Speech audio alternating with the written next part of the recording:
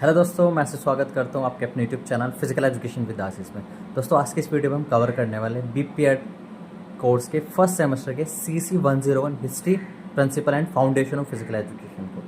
दोस्तों, जैसे कि आपको पता है कि बीपीएड के बहुत जल्दी एग्जाम आने वाले हैं, नेक्स्ट मंथ जनवरी में स्टार्ट हो जाएंगे। तो आज के इस वीडियो में हम कवर करेंगे प्रिंसिपल ऑफ फिजिकल एजुकेशन, क्योंकि दोस्तों इससे रिलेटेड शॉर्ट्स लॉन्ग सब तरह के क्वेश्चन आते हैं और लगभग जो 50 नंबर का आपका क्वेश्चन रहेगा, इसमें अराउंड 25 नंबर का जो पूरा रहेगा वो हमारा प्रिंसिपल ऑफ फिजिकल एजुकेशन के अंदर आएगा। जैसे कि आप स्क्रीन पर भी देख पा रहे होंगे, ये पूरा का पूरा हमारा सिलेबस है, ठीक है, CC 101 कोड का। अब हम इसके अंदर सिर्फ प्रिंसिपल ऑफ फिजिकल एजुकेशन को कवर अप करने वाले हैं, जिसमें जैसे कि आप देख पा रहे होंगे बायोलॉजिकल, साइकोलॉजिकल एंड सोशियोलॉजिकल जो यहाँ पर टॉपिक्स दिए गए सभी को हम कवर करेंगे। और नेक्स्ट जो वीडियो बनाएंगे हम CC 101 की, उसमें हम उसके introduction and historical development and foundation of physical education in सभी को कवर कर लेंगे, क्योंकि इन तीनों से अराउंड 20 से 25 मार्क्स का क्वेश्चन आएगा। और बाकी जो यहाँ पे प्रिंसिपल ऑफ फिजिकल एजुकेशन है, इससे ही देखने को मिल जाएगा आपको, क्योंकि शॉर्ट्स लॉन्ग हर तरह के क्वेश्चन यहाँ पे मिलेंगे। ठीक है दोस्तों, तो अब हम चलते हैं हमारे नोट्स की ओर। तो इसके अंदर हमारा जो आज की इस वीडियो में हम कवर करने वाले हैं प्रिंसिपल ऑफ फिजिकल एजुकेशन में ग्रोथ डेवलपमेंट को age and gender characteristics, body types क्या क्या होते हैं, डिफ्रेंसिएशन क्या क्या होती है बॉडी में, लर्निंग टाइप्स कर्व क्या होते हैं, low principle learning, attitude, interest, emotion, sentiment क्या होते हैं, सोशोलॉजिकल सोसाइटी एंड कल्चर क्या होता है, और लीडरशिप, ये सभी इसके अंदर कवर करने। सबसे पहले हम बात करेंगे लर्निंग, लर्निंग यानी सीखना क्या होता है। दोस्तों, जब हम किसी भी नई स्किल्स को सीखते हैं तो वो हमारा टाइप लर्निंग के अंदर आ जाता है। कुछ भी हम नया सीख रहे हैं, जैसे बच्चा पैदा होता है फॉर एग्जांपल, तो वो अपने आसपास से जो भी सीखता है, जो भी ऑब्जर्व करता है, वो सभी लर्निंग के अंदर आ जाता है। तो इसके कुछ टाइप्स होते हैं, कुछ रूल्स होते हैं जिसको हम कवर अप करने वाले हैं, किस तरीके से हम लर्निंग करते हैं, सीखते हैं किस तरीके से। तो सबसे पहला आता है रेडीनेस का नियम। मतलब अगर हमें कुछ भी सीखना है तो उसके लिए सबसे पहले हमें उस चीज़ के लिए रेडी होना चाहिए। अगर हम रेडी है कुछ भी नया सीखने के लिए, तभी हम वो सीख पाएंगे। सेकंड नियम आ जाता है यहाँ पर प्रभाव का नियम, यानी एफर्ट। जब तक हम किसी भी चीज़ के लिए एफर्ट नहीं लगाएंगे, फॉर एग्जांपल अगर हम किसी भी कार्य को करने के लिए हम खुश नहीं है किसी भी चीज़ को सीखने के लिए, या हम चाहते नहीं है किसी भी चीज़ को सीखने, तब तक हम वो सीख नहीं पाएंगे, क्योंकि हम एफर्ट ही नहीं कर रहे हैं कुछ भी सीखने के लिए। जैसे कि स्कूल्स में होता है, टीचर्स अपना एफर्ट करता है, सिखाने की कोशिश करता है, पर बच्चा उसको एफर्ट ही नहीं कर रहा है ऑब्जर्व करने के लिए, उसको ग्रहण करने के लिए, जो भी नई स्किल्स या नई चीज़ें वो सीख रहा है। ठीक है, थर्ड आ जाता है उद्देश्य का नियम। तो उद्देश्य का नियम से हमारा पर्पस होता है दोस्तों कि कुछ भी उद्देश्य है, यानी कि एम होना चाहिए हमारा उस काम को करने के लिए, किस उद्देश्य के पर्पस से सीख रहे हैं हम। जैसे किसी व्यक्ति को उस कार्य को करने का जितना प्रबल उद्देश्य होगा, उतना ही आसानी से वो उस कार्य को सीख लेगा। तो सबसे पहले अभी हमने उद्देश्य, प्रभाव के नियम की बात करी, अभ्यास का नियम और रेडीनेस, यानी कि पहले हमें रेडी होना चाहिए, फिर हमें अभ्यास यानी कि हमें उसकी प्रैक्टिस करनी पड़ेगी। जैसा मैथ होता है, मैथ की हम प्रैक्टिस करते हैं किसी भी एक क्वेश्चन की, तभी हम उसमें एक्सपर्ट बन पाते हैं। तो ऐसे ही स्पोर्ट्स के अंदर होता है, जब तक हम उसकी प्रैक्टिस नहीं करेंगे प्रॉपर किसी भी स्किल्स की, गेम्स की, तब तक वो हमें प्रॉपर नहीं आ पाएगा। ये हमारे स्पोर्ट्स के अंदर सबसे ज़्यादा यूज़ होते हैं। तो ये सभी के सभी कोचिंग्स के अंदर यूज़ किए जाते हैं। एज अ कोच इन्हीं चीज़ों को, लर्निंग को यूज़ करके अपनी जो स्किल्स रहती है उन पर काम करता है, ताकि वो किसी भी प्लेयर की उन स्किल्स को इम्प्रूव कर सके। ठीक है दोस्तों, टीचिंग एबिलिटी के अंदर भी ये सभी लर्निंग्स आ जाते हैं। अब है और बहुत सारी अलग तरह की मनोवर्ती का नियम होता है। इसके लिए क्या होता है, जब तक कोई भी बच्चा या कोई भी प्लेयर सीखने के लिए तैयार नहीं है मानसिक रूप से, वो उसको सीख नहीं पाएगा। बहुअधिगम का नियम क्या कहता है कि हम एक समय में एक ही बात नहीं, बल्कि हम अपनी तो काफ़ी सारी बातें सीख सकते हैं, काफ़ी सारी स्किल्स सीख सकते हैं। काफ़ी सारी कोई स्किल्स होती है गेम्स के अंदर, जो एक स्किल्स आपने सीख ली उसके साथ आपने बहुत सारी कोई स्किल्स सीख लोगे, वो सभी। अब सीखने को प्रभावित करने वाले कारक कौन कौन से हैं उसके बारे में बात कर लेते हैं। तो सबसे पहले बात करते हैं बुद्धि। देखो, बुद्धि क्या होता है, जब भी हम किसी चीज़ को सीखते हैं तो हमारी बुद्धि उसमें कार्य करती है। अब सभी के अंदर बुद्धि अलग अलग होती है, किसी की तीव्र होती है तो किसी की बुद्धि मंद होती है। ठीक है, तो वो उसकी सीखने की क्षमता पर भी निर्भर करेगा। ठीक है, तो जिसमें बुद्धि तेज होगी वो जल्दी ऑब्जर्व कर लेगा, जिसमें बुद्धि कम है उसको टाइम लगेगा, पर वो भी ऑब्जर्व कर लेगा, सीख लेगा उसको।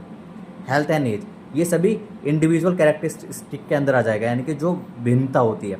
हेल्थ एंड एज, किसी की अगर हेल्थ अच्छी है, और एज पे भी डिपेंड करता है। जो बच्चे होते हैं उनकी सीखने की एक जो कला होती है उसमें ज़्यादा होती है, वो ज़्यादा सीखने में एफर्ट करते हैं। वहीं बड़े जब हम हो जाते हैं, हमारी वो एफर्ट्स कम हो जाते हैं। तत्परता यानी कि रेडीनेस, यानी कि हमें रेडी रहना चाहिए हमेशा सीखने के लिए। जब हम सीखने के लिए तैयार होंगे, जब भी हम कुछ भी सीख पाएंगे। एटमोसफेयर यानी वातावरण, डिपेंड करेगा अगर हम कुछ सीख रहे हैं और हमारा वातावरण अच्छा नहीं है तो हमें सीखने में काफ़ी टाइम लगेगा और हम प्रॉपर तरीके से उसको नहीं सीख पाएंगे। ठीक है, ये सभी चीज़ें स्कूल्स में एक टीचर पढ़ाने की कोशिश आपको कर रहा है, और आपका जो फ्रेंड है, एटमॉस्फेयर, आपकी फैमिली जो है, उसके अंदर आपको जो वो मिला है उसमें आप प्रैक्टिस नहीं कर सकते हो। मतलब आप जो सीख के जा रहे हो घर जाके वो ऐसी इधर उधर की बातों में सब कुछ वेस्ट हो जाता है, वो आप भूल जाते हो, क्योंकि आपका जो एटमॉस्फेयर है वो ख़राब है। ठीक है, अब बात करते हैं पर्सनैलिटी। पर्सनैलिटी क्या होती है? देखो, सभी का अपना अपना एक व्यक्तित्व होता है, वो डिपेंड करता है उसके बिहेवियर पे। उसका बिहेवियर क्या है, उसका बात करने का तरीका क्या है ना, उसके अंदर क्या क्या गुड और बैड हैबिट्स है, उनके बिहाफ पे उसकी पर्सनैलिटी का आकलन किया जाता है ना। जो हम दूसरों के लिए व्यवहार कर रहे हैं वो भी डिपेंड करेगा, दूसरा व्यक्ति हमें जज कर रहा है वो भी डिपेंड करेगा।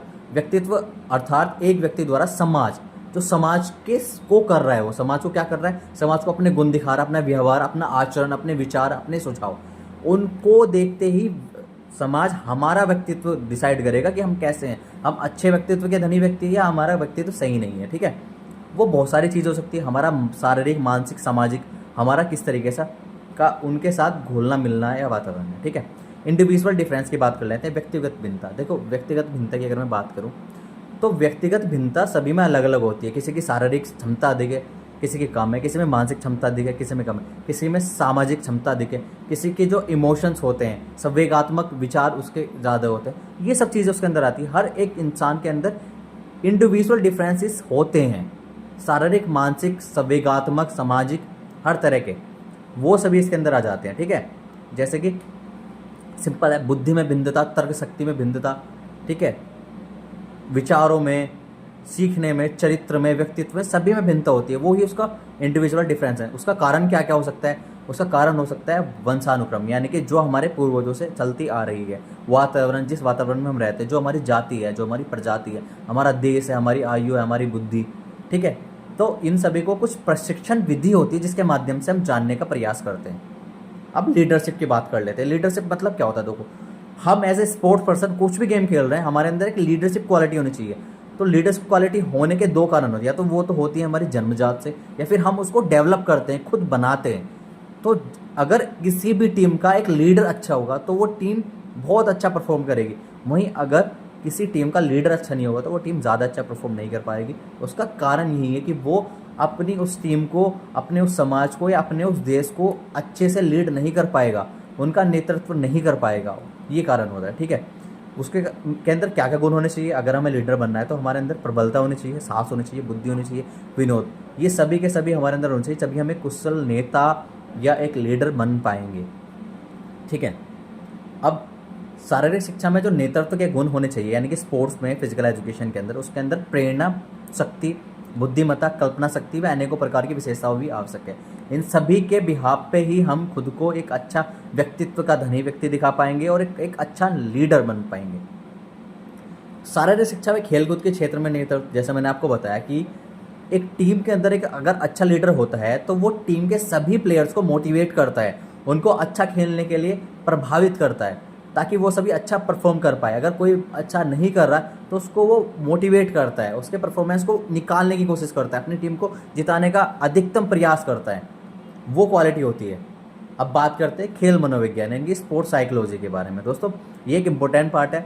जैसे कि आपको पता है कि साइकोलॉजी क्या होती है, वो हमारा होता है स्टडी ऑफ बिहेवियर, यानी कि हमारा जो व्यवहार है उसकी स्टडी की जाती है। तो स्पोर्ट्स के अंदर एक प्लेयर जो परफॉर्म कर रहा है, जो किसी भी एक पर्टिकुलर गेम्स में को खेल रहा है, तो उसका बिहेवियर क्या है, यानी कि अगर वो अपने टीममेट के साथ, अपने अपोजिट टीम के साथ, अपने कोच के साथ किस तरह का बिहेवियर कर रहा है, वो सभी स्पोर्ट्स साइकोलॉजी के अंदर आ जाती है। कभी कभी हम मानसिक रूप से उतने सक्षम नहीं हो पाते जितने शारीरिक रूप से, तो स्पोर्ट्स साइकोलॉजी के माध्यम से हम शारीरिक में मानसिक दोनों रूप से फिट रहते हैं, ताकि हम एक प्रॉपर तरीके से, हम लीडरशिप, हम एक जो मित्र भावना होती है, अगर हमारा अपोनेंट है, हमें पता है कि विरोधी है, बट हम उसके साथ जो गेम के रूल है प्रॉपर उस तरीके से ही खेलेंगे।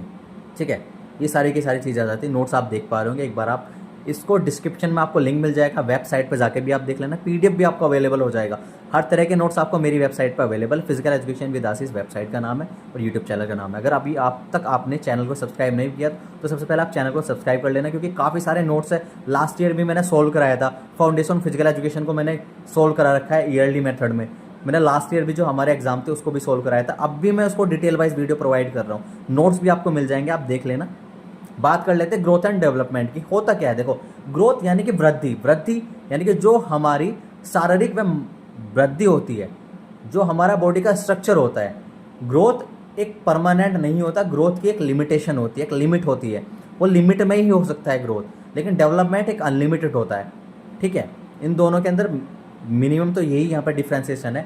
जो वृद्धि के अंदर आती है, हमारी वृद्धि के अंदर हमारे शारीरिक जो हमारी रचनाएं है उसमें जो वृद्धि होती है। जब हम बच्चे होते हैं हमारी शारीरिक रचना कम होती है, जैसे हम बढ़ते हैं हमारी हड्डी, हमारे मांस, हमारी बॉडी के पार्ट्स में, इन सब में डेवलपमेंट होता है, लेकिन ग्रोथ होती है। अब वहीं डेवलपमेंट की यानी कि विकास की बात करूँ तो जो हमारी मानसिक क्षमता का विकास होता है, बचपन में हमारी मानसिक क्षमता कम होती है, धीरे धीरे वो बढ़ती रहती है, एक्सपीरियंस लेती है। तो डेली जो हम एक्सपीरियंस कर रहे हैं उससे हमारा विकास हो रहा है, कुछ भी नई चीज़ें हम सीख रहे हैं, कुछ भी नई हम तर्क शक्ति कर रहे हैं, वो सभी हमारे डेवलपमेंट के अंदर जाएगी, ठीक है। उसको आप देख लेना, ये एक जन्म से स्टार्ट होती है और मृत्यु तक ये चलती रहती है डेवलपमेंट, ठीक है। तो ये क्वेश्चन आता है, सबसे इंपॉर्टेंट आता है, ग्रोथ एंड डेवलपमेंट में डिफरेंशिएशन क्या है, ग्रोथ क्या होती है, डेवलपमेंट क्या होती है, एटीट्यूड क्या होता है। अगर इसी में इमोशन के बारे में बात कर लेते हैं तो इमोशन क्या होता है। इमोशन, हम जो किसी भी एक सिचुएशन में खुद को इमोशनल रूप से सक्षम बना रहे हैं, वो दोस्तों इमोशन होता है, यानी कि वो हमारी भावना होती है। भावना, जैसे स्पोर्ट्स के अंदर बात करो, अगर हमारी टीम हार गई है तो हारने के बाद हमारा इमोशन कैसा है, हम अपनी गलतियों को सुधारेंगे या हम वहाँ पर रोना धोना स्टार्ट कर देंगे, वो हमारे इमोशन होते हैं। दूसरा, अगर हमें चोट लगी हुई है कि ऐसे खेल रहे हैं, सामने वाले किसी अपोजिट टीम ने धक्का दे दिया, तो हम किस तरीके से इमोशनल रूप से वहाँ काम कर रहे हैं, क्या हम एग्रेसिव होकर खेल रहे हैं या हम उसे सामने वाले की गलती समझ के उसका माफ़ कर रहे हैं, ये इमोशन आ जाता है, ठीक है। इंटरेस्ट ये आ जाता है कि इंटरेस्ट क्या है, यानी कि हमारा खेलने के लिए इंटरेस्ट है या नहीं। स्पोर्ट्स के अंदर जैसे मैंने आपको बताया था अभी कि अगर हम किसी भी चीज़ को सीखने की, किसी भी चीज़ को जीतने का प्रयास नहीं करेंगे, एज अ टीम हमारा मैच हो रहा है और हम कोशिश ही नहीं कर रहे हैं, प्रयास ही नहीं कर रहे, तो हम जीत कैसे पाएंगे। तो वहाँ पे इंटरेस्ट भी आ जाता है, और भी दोस्तों बहुत सारी चीज़ें वहाँ पे आ जाती है इसके अंदर। अभी तक हमने growth and development body types की बात कर ली है, बॉडी टाइप्स भी अलग अलग टाइप्स के होते हैं ना। हमने अब यहाँ पे जो लर्निंग कर्व्स होते हैं, लर्निंग कर्व का मतलब क्या होता है दोस्तों कि कितने टाइम में हमने अपनी लर्निंग यानी सीखने की क्षमता को कितना बढ़ा दिया, उसको एक कर्व के माध्यम से दिखा देते हैं। वो नोट्स अवेलेबल है, उसमें आप देख लेना, क्योंकि काफ़ी लंबी वीडियो हो जाएगी, क्योंकि इन सभी को समझाना काफ़ी लंबा हो जाता है। अब इसके अंदर एटीट्यूड आ जाता है। एटीट्यूड का मैंने आपको बताया था कि सिंपल लैंग्वेज में बात करते हैं, एटीट्यूड का मतलब होता है आत्मविश्वास, ठीक है। अब उसको पॉजिटिव या नेगेटिव हम ले सकते हैं। फॉर एग्जांपल, एटीट्यूड के अंदर हम एज ए स्पोर्ट्स में हम कोई गेम खेल रहे हैं और हम सामने वाली टीम को अपने परफॉर्मेंस के बिहाफ पे पुल कर रहे हैं, यानी कि उनको नीचा दिखाने का प्रयास कर रहे हैं, वो एटीट्यूड आ जाता है बैड के अंदर। वहीं एक अच्छा एटीट्यूड आ जाता है कि मैं अपनी टीम को किस तरीके से आगे बढ़ा रहा हूँ, गुड हैबिट्स के उसके अंदर आ जाती है, वो एटीट्यूड है। इंटरेस्ट मैंने आपको बता दिया कि कोई भी काम करने के लिए हमारी प्रबलता है या नहीं। इमोशंस के बारे में बता दिए, सेंटीमेंट्स भी दोस्तों सेम होते हैं, कोई भी सिचुएशन में हम किस तरीके से रिएक्ट कर रहे हैं, वो सब चीज़ आ जाती है उसके अंदर। तो leadership, attitude, principle, learning curves, body types, individual difference हमने आज की इस वीडियो में पढ़ लिया है। एंड सबसे इंपॉर्टेंट ग्रोथ एंड डेवलपमेंट, आप इसको देख लेना, नोट्स आपको मिल जाएंगे। कोई भी प्रॉब्लम रहती है आप मुझसे कमेंट करके पूछ सकते हैं। बाकी नेक्स्ट वीडियो में मिलते हैं दोस्तों।